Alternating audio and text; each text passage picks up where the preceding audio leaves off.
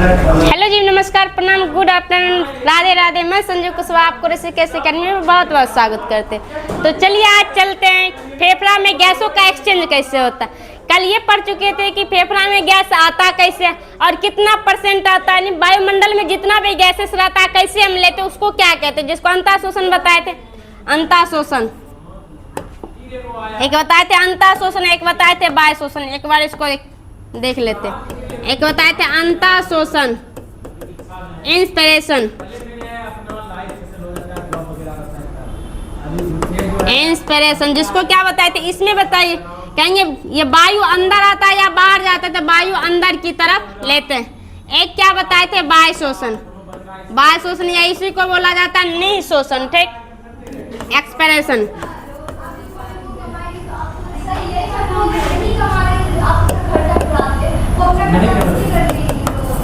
Expiration बोला जाता है, ठीक। अब कहेंगे इसमें वायु को क्या किया जाता है, छोड़ा जाता है, वायु को बाहर निकाला जाता। कहेंगे अंतःशोषण में क्या किया जाता है, हम सांस को अंदर की तरफ लेते हैं, ठीक। और वायु शोषण में क्या किया जाता है, सांस को बाहर की तरफ छोड़ते हैं। और ये दोनों के कंप्लीट रूप को क्या बोला जाता है, स्वच्छोच्छ्वास।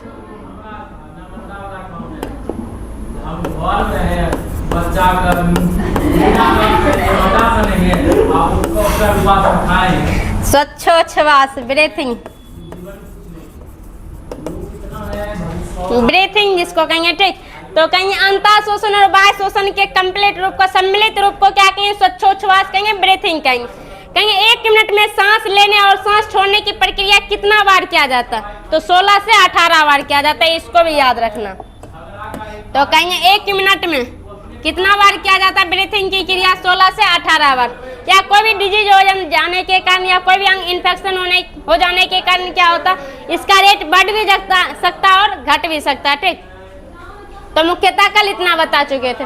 अब ये बताते कैसे कैसे। सबसे पहले किसमें वायु जाता, तो सबसे पहले क्या नासिका छिद्र से होते हुए कहाँ जाएगा वायु, यानी नासिका छिद्र में जाएगा, इसको नासिका छिद्र बोला जाता, ठीक। आगे कहेंगे और कहाँ तब जाएगा, इसको बोला जाता ग्रासने, फेरिंग्स, ग्रासने, ठीक। अब ये ग्रासनी से होते ये वाले पाइप में जो जाता है उसको क्या बोला जाता, श्वास नली, श्वास नली या वायु नली बोला जाता, ट्रेकिया बोला जाता है, ठीक। अब यही श्वास नली क्या होता है, फेफड़ा में जाके 2 भागों में डिवाइड हो जाता है, ठीक, जिसको बोला जाता है ब्रोकाई। इसको क्या बोलेंगे, ब्रोकाई, ब्रोकाई। अब ये ब्रोकाई कहेंगे, इधर वाला जब भी हम पढ़ेंगे तो लेफ्ट वाला पढ़ेंगे, ठीक। ये रहा लेफ्ट और इधर वाला क्या रहा, राइट लंग्स। चलिए अब ये कहेंगे लेफ्ट लंग्स के तरफ क्या होता है, ब्रोकाई 2 भागों में डिवाइड हो जाता है, इसीलिए इसको 2 लोब में बटा होता है। कहेंगे लेफ्ट वाला जो लंग्स होता है कितने लोब में बटा होता है, 2 लोब में बटा होता है। और राइट वाला लंग्स कितने लोब में बटा होता है, 3 लोब में बटा होता है, क्योंकि ये 3 भागों में डिवाइड हो रहा है। अब ये 3 भागों में डिवाइड होता है, इसी को क्या बोला जाता है, ब्रोंकोब्यूल्स, ब्रोंकोब्यूल्स बोला जाता। कहेंगे ब्रोंकोब्यूल्स क्या होता है, तो ब्रोकाई 2 या 2 से अधिक भागों में डिवाइड होने के लिए बटने वाली जो संरचना होता है, स्ट्रक्चर होता है, उसी को क्या बोलेंगे, ब्रोकाई बोलेंगे, ठीक। अब ब्रोकाई के लास्ट वाले पोर्शन पे गुब्बारा जैसी संरचना उठता है, जिसको क्या बोला जाता है, एल्व्यूलाई बोला जाता है, वायु सेक बोला जाता है, वायु कोष्ठ या वायु सेक, इसको एल्व्यूलाई कहेंगे, एल्व्यूलाई कहेंगे। एल्व्यूलाई क्या होता है, यानी फेफड़े की इकाई को क्या बोला जाता है, एल्व्यूलाई बोला जाता है। ये एल्व्यूलाई अभी 3 से 4 सुनने चाहिए, ये जो 3-4 अभी दिख रहा नहीं, ये बहुत ज्यादा रहता, जैसे 30 मिलियन अगर अप्रोक्स में कहा जाए 30 मिलियन रहता, ठीक। 30 मिलियन कहने का मतलब 30 लाख, सॉरी 30 गुना 10 पर पावर लाख, यानी इसको इस तरह से हम लिख सकते हैं, 3 गुने 10 पर पावर 8, इतना संख्या में रहता। इतना संख्या में कौन रहता, एल्व्यूलाई रहता, वायु कोष्ठ रहता, ठीक। अब कहेंगे वायु कोष्ठ में होता क्या क्या। अब मान लीजिए इसको खींचेंगे तार की तरह, अगर खींचेंगे बहुत ज्यादा नंबर, यानी कि इसका संख्या बहुत ज्यादा रहता है, इसी के कारण ये हो गया ब्रोकाई वाला पोर्शन हो गया। अब कहेंगे ये वायु कहाँ है, नासिका छिद्र में आएगा, नासिका छिद्र से कहाँ जाएगा, यानी ग्रासनी में जाएगा, ग्रासनी से होते ग्रास नली में जाएगा, ग्रास नली के बाद फिर ब्रोकाई में जाएगा, ब्रोकाई से ब्रोंकोव्यूल्स में जाएगा, उसके बाद एल्वियोलाई सैक में जाएगा, एल्वियोलाई सैक से फिर एल्वियोलाई में जाएगा, नहीं वायुकोश में जाएगा। अब ये वायुकोश में जाके करता क्या, मान लीजिए हमारा जितना भी वायुमंडलीय हवा यहाँ आ गया, अब यहाँ आ जाएगा तो ये कैसे कैसे काम करेगा इसको थोड़ा समझाते। यानी वायु का एक्सचेंज कैसे होता है, वायु को फेफड़ा में गैसों का आदान प्रदान कैसे होता है, यही आज पढ़ना। चलिए एक छोटा सा टुकड़ा लिए,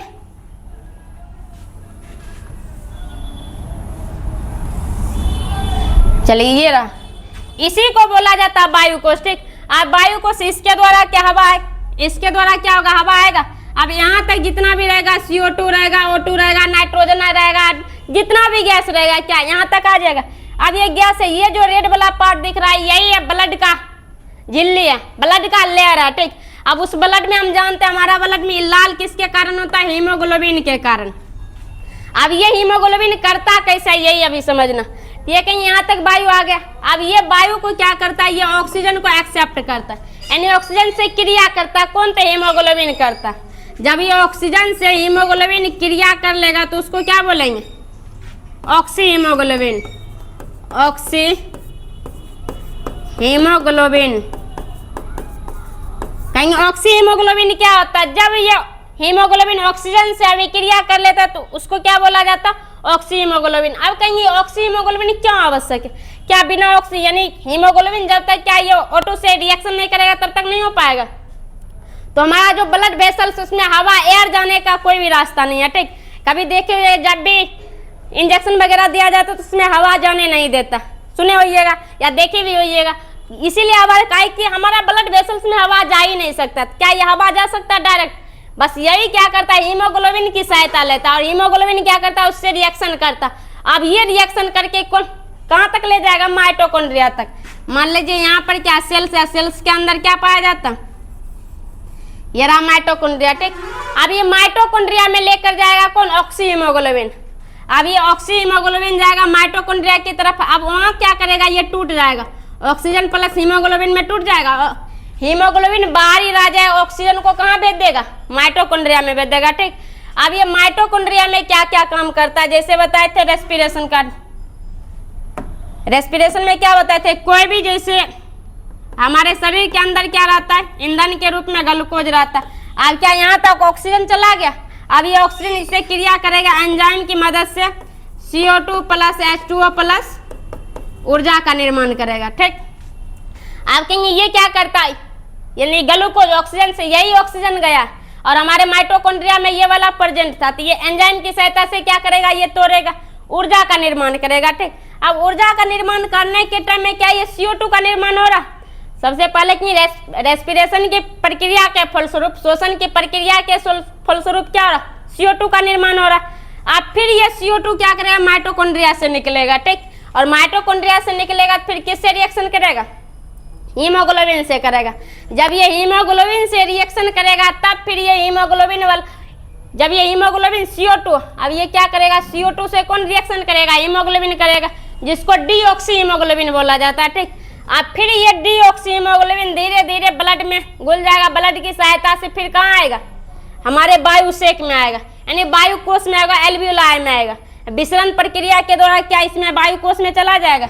जब ये वायु कोश में जाएगा तो ये फिर हीमोग्लोबिन बाहर ही रह जाएगा, और हीमोग्लोबिन बाहर रहकर क्या करेगा, ऑक्सीजन को वायु कोश में छोड़ देगा, और ऑक्सीजन कहते हैं कार्बन डाइऑक्साइड को बाहर वायु कोश में छोड़ देगा। फिर ये वायु कोश से होते इस प्रकार से अब कहाँ जाएगा, नासिका छिद्र के द्वारा बाहर खुल जाएगा। ठीक, यही पूरा प्रक्रिया क्या कहलाता है, वायु का एक्सचेंज कहलाता है। इसको फिर से एक बार लिख कर समझाते हैं।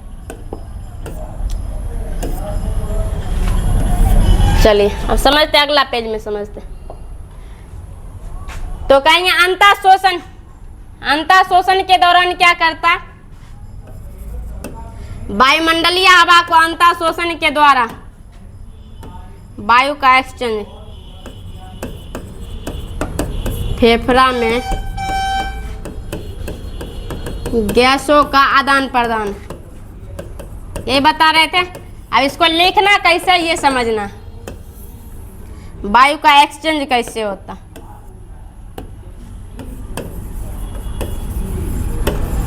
वायु का एक्सचेंज कैसे होता है आप समझते हैं। ये भी 5 नंबर वाला में पूछा जाता है, ठीक। इसको लिखना कैसे,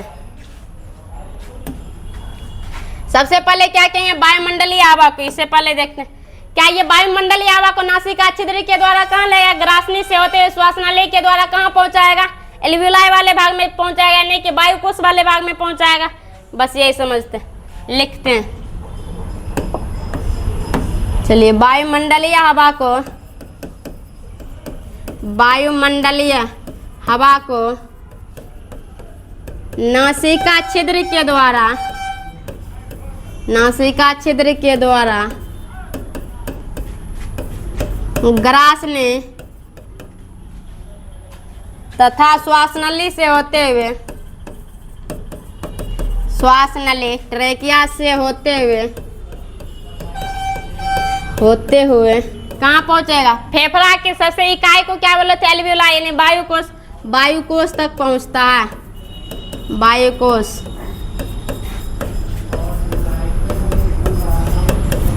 एल्वियोलाई तक पहुंचता है।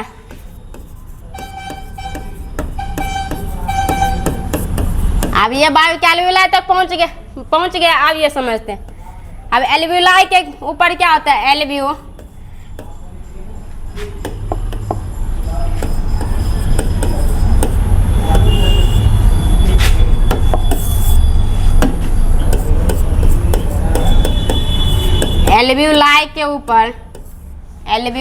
के ऊपर ब्लड का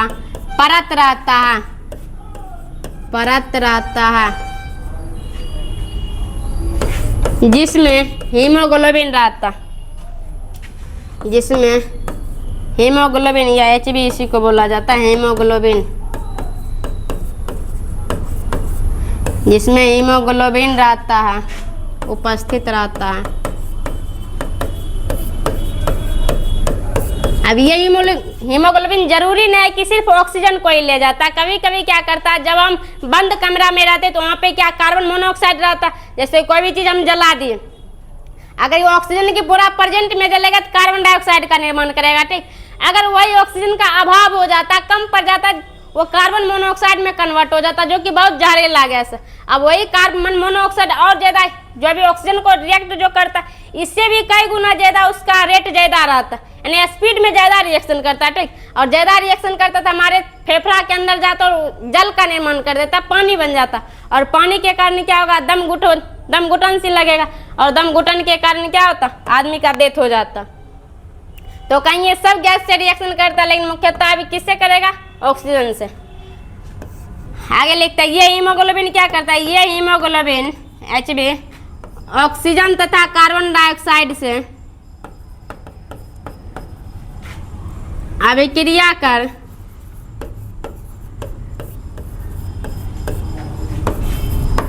ब्लड में गैसों का परिवहन करता है, गैसों का परिवहन करता है। यहाँ तक हो गया होगा लगभग।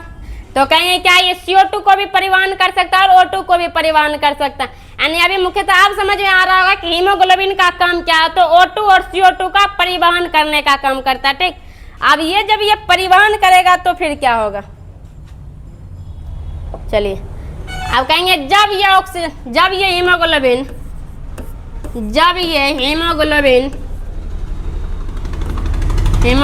ऑक्सीजन से अभिक्रिया करता है,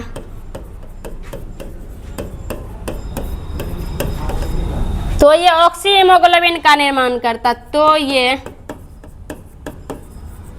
ऑक्सी हीमोग्लोबिन का निर्माण करता है। अब ये क्या करता है, यानी हीमोग्लोबिन इससे पहले क्या बताए थे, यहाँ तक ये चल, क्या यहाँ पर वायु आ गया था। अब जब यहाँ पर जब ये वायु आ जाएगा तो क्या बताते हैं, इसके ऊपर क्या होता है, एक ब्लड का लेयर रहता है, ये वाला ब्लड का लेयर रहा। अब ये ब्लड के लेयर में क्या रहता है, हीमोग्लोबिन रहता।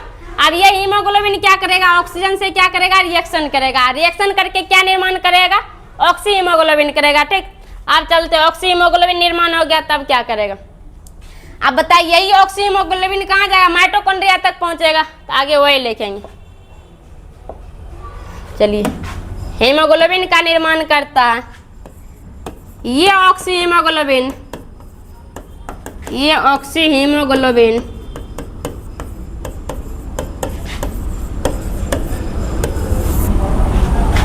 ब्लड रक्त परिसंचरण, ब्लड सर्कुलेशन की सहायता से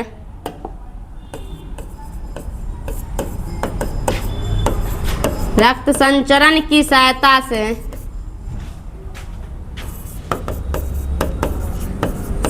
से माइटोकॉन्ड्रिया तक पहुंचता है, माइटोकॉन्ड्रिया तक पहुंचता है। और ये भी बताए थे एक बार में एक हीमोग्लोबिन कितना लेके जाता है ऑक्सीजन के अणुओं को, 4 अणुओं को ले जाता है। कहेंगे एक हीमोग्लोबिन ऑक्सीजन के 4 अणुओं को ले जाने का क्षमता रखता है, 4 अणुओं को ले जाने का क्षमता रखता है,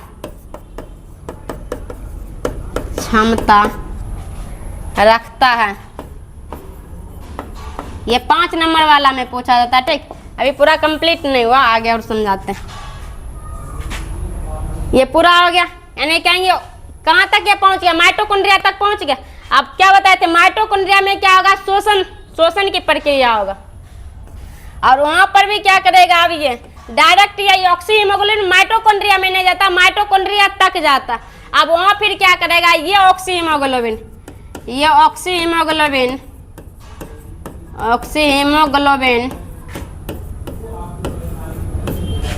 पुनः ऑक्सीजन तथा हीमोग्लोबिन में टूट जाता है, HB हीमोग्लोबिन में टूट जाता है। अब क्या पूरा ऑक्सीजन माइटोकॉन्ड्रिया तक पहुंच गया ये ऑक्सीजन। अब ये ऑक्सीजन क्या करेगा, माइटोकॉन्ड्रिया में रेस्पिरेशन करेगा। तो अब लिखेंगे माइटोकॉन्ड्रिया में उपस्थित, या तो लिखते हैं इस ऑक्सीजन की सहायता से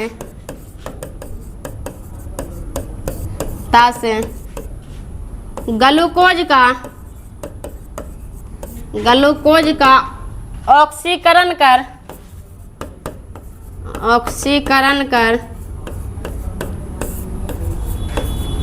ऊर्जा का निर्माण करता है। ये पूरा रेस्पिरेशन हो गया, ऊर्जा का निर्माण करता है। मुख्यतः ऊर्जा के लिए ये सब प्रक्रिया होता है। ऊर्जा का निर्माण हो जाता है, क्या ऊर्जा के साथ और भी बताए थे कार्बन डाइऑक्साइड का निर्माण होता है। अब ये क्या करेगा, ऊर्जा के साथ साथ अब लेकिन जैसे ये शोषण की प्रक्रिया के फलस्वरूप क्या निर्माण हो रहा, CO2 का भी निर्माण हो रहा। अब ये CO2 क्या करेगा, एक बार फिर इसको समझते हैं। क्या ये ऊर्जा का निर्माण के साथ साथ क्या निर्माण हो गया, CO2 का। अब फिर ये CO2 क्या करेगा, अब ये माइटोकॉन्ड्रिया से निकलेगा, और माइटोकॉन्ड्रिया के बाहर कौन वेट कर रहा, बेचारे कौन, ये रहा हीमोग्लोबिन। अब ये हीमोग्लोबिन क्या करेगा, CO2 से रिएक्शन करेगा। ठीक, अब ये CO2 से रिएक्शन करके क्या करता है, डीऑक्सी हीमोग्लोबिन का निर्माण करता है। ठीक, अब ये डीऑक्सी हीमोग्लोबिन फिर यानी पूरा वेसल्स में रक्त परिसंचरण की सहायता से कहाँ तक आएगा, यहाँ एल्वियोलाई तक आएगा। फिर एल्वियोलाई में देखते हैं अब क्या होता है। चलिए, यानी ऑक्सीकरण कर ऊर्जा का निर्माण करता, आगे लिखते हैं।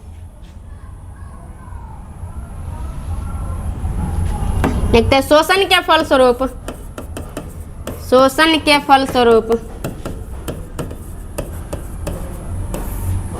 CO2 का भी निर्माण हो जाता है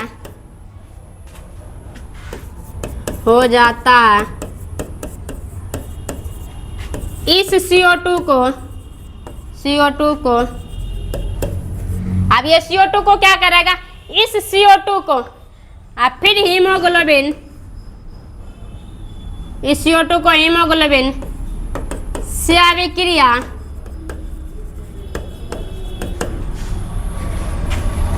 कर deoxy haemoglobin deoxy haemoglobin deoxy haemoglobin का निर्माण हो जाता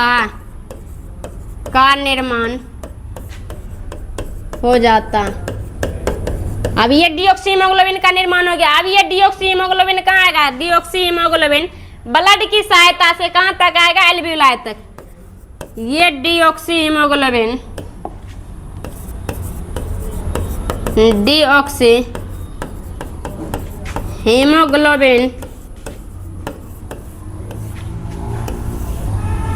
ये डीऑक्सी हीमोग्लोबिन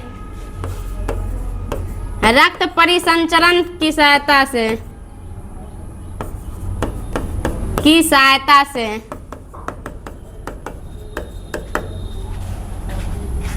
रक्त परिसंचरण की सहायता से कहाँ तक आएगा? एल्वियोलाई तक आता, वायुकोश तक। एल्वियोलाई तक आता है, डायरेक्ट एल्वियोलाई में भी नहीं जाएगा, ठीक। एल्वियोलाई तक यानी उसके ऊपर में आता है, ठीक। अब यहाँ तक पहले समझते हैं। ये पूरा क्या एल्वियोलाई तक, यहाँ तक आ गया डीऑक्सी हीमोग्लोबिन। अब ये डीऑक्सी हीमोग्लोबिन फिर यहाँ क्या करेगा? CO2 और हीमोग्लोबिन में टूट जाएगा। क्या ये डायरेक्ट डीऑक्सी हीमोग्लोबिन एल्वियोलाई में जा पाएगा? तो बिल्कुल नहीं जा पाएगा। अब यहाँ से कन्वर्ट होगा, ठीक। चलिए, अब ये डीऑक्सी हीमोग्लोबिन पूरा हो गया।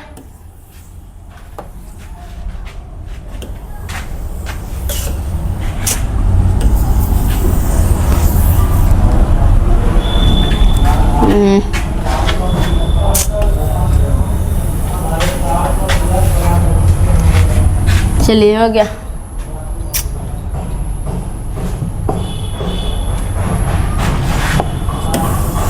हो ही नहीं रहा।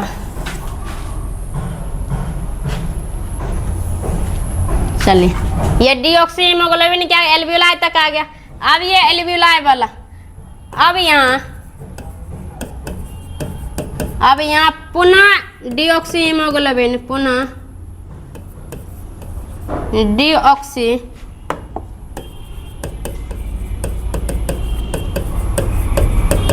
हीमोग्लोबिन,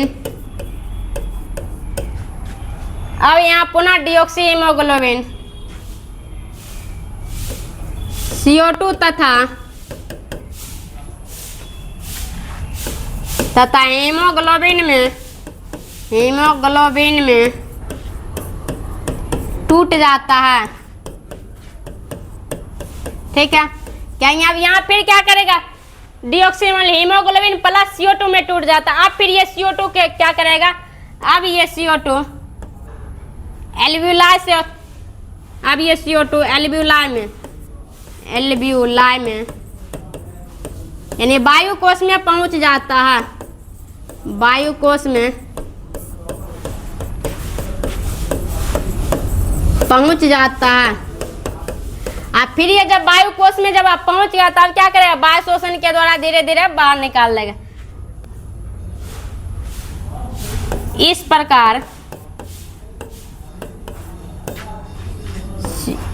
प्रकार ने थोड़ा, एक मिनट। अब इस CO2 को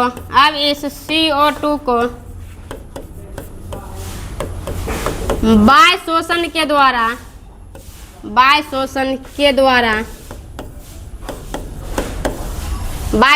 द्वारा क्या करेंगे? शरीर से या नासिका छिद्र के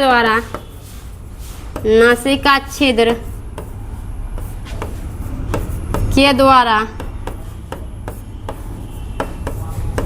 बाहर निकाल देंगे। अब ये पूरा प्रक्रिया संपन्न है, यानी CO2 बाहर निकल गया और O2 अंदर चल गया। इसी को क्या बोला जाता है? गैसों का एक्सचेंज बोला जाता है। कैसे कैसे फेफड़ा में गैसों का एक्सचेंज हो रहा था, ये पूरा समझ में आ गया। चलिए, तो ये कहेगा 5 नंबर वाला में पूछेगा गैसों का एक्सचेंज कैसे होता है, तो ये पूरा समझ में आ गया होगा। तो बस यही लिखना है, ठीक। तो मुख्यतः ये वीडियो आपको अच्छा लगा होगा। अगर अच्छा लगा होगा तो कमेंट कीजिएगा, लाइक कीजिएगा और शेयर कीजिएगा दोस्तों के साथ। Thank you.